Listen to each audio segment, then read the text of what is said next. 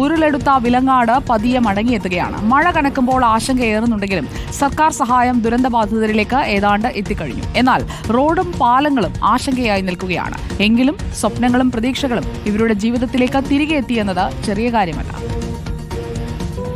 മലയും മഴമേഘങ്ങളും കാണുമ്പോൾ ഇപ്പോഴും ആശങ്കയുണ്ട് വിലങ്ങാട്ടുകാർക്ക്. ഉരുളെടുത്തെങ്കിലും സ്വപ്നങ്ങൾ തിരിച്ചു പിടിച്ച് അല്പം ആശ്വാസത്തോടെ സ്വരുക്കൂട്ടുകയാണ് ഇവിടുത്തുകാർ. അല്പം വയ്യെങ്കിലും പ്രഖ്യാപിത വാഗ്ദാനങ്ങൾ ഇവിടെ കൈകളിലെത്തിയിട്ടുണ്ട്. സുരക്ഷിതമായി ഒരിടത്ത് വീട് വെക്കാനൊരുങ്ങുകയാണ് ജേക്കബ് ഗ്രേസി ദമ്പതികൾ.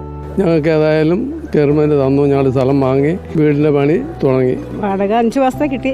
ഇനി മുന്നോട്ട് കിട്ടാൻ കിടപ്പുണ്ട്. കിട്ടിയിട്ടില്ല. കിട്ടുമെന്ന് പ്രതീക്ഷിക്കുന്നു. ഇത്രയെങ്കിലും കിട്ടിയല്ലോ, അത് തന്നെ ഒരു ആശ്വാസമുണ്ട്. കിട്ടിയത് കൊണ്ട് ഇപ്പം നമുക്ക് തികയായിട്ടല്ല, ഒന്നുമില്ല.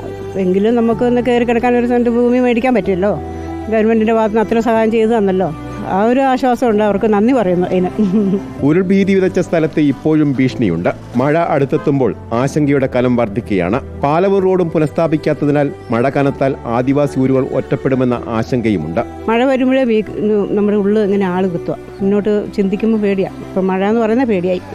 മല കാണുമ്പോൾ തന്നെ ഇപ്പം പേടിയാണ്. ഇനി ഒത്തിരി ആൾക്കാർ അവിടെ ഭീഷണി നേരിടുന്നുണ്ട്. അവിടെ അപ്രോച്ച് റോഡ് തകർന്നത് ആശങ്കയായി നിലനിൽക്കുകയാണ്. ഇതിനും ഒരു പരിഹാരം കാണണം. 3.5 കോടിയോളം രൂപ മുടക്കി കഴിഞ്ഞ വർഷം നിർമ്മിച്ച പാലമാണ് ഉരുട്ടിയിൽ ഇപ്പോൾ അപ്രോച്ച് റോഡും സൈഡും പൊളിഞ്ഞു കിടക്കുന്നത്. അത് 10-20 ലക്ഷം മുടക്കി അതിപ്പോൾ കെട്ടിക്കഴിഞ്ഞാൽ ഈ വിലങ്ങാട് പ്രദേശത്തേക്കുള്ള ആളുകൾക്ക് യാത്രാ സൗകര്യവും നന്നായിട്ടുണ്ടാവും. മാത്രമല്ല ആ പാലത്തിൻ്റെ സംരക്ഷണവും. ഇനിയും ഇതുപോലെ ഒരു ഉരുൾപൊട്ടൽ ഉണ്ടാവുകയാണെങ്കിൽ ഇപ്പോൾ ആ പാലം പൂർണ്ണമായിട്ടും താർന്നു പോകുന്ന രീതിയിലേക്കാണ് ഇപ്പോൾ ഉള്ളത്. മഴ വിളിപ്പുറത്ത് നിൽക്കെ ഇനി ഇതിനൊക്കെ എവിടെയാണ് സമയം?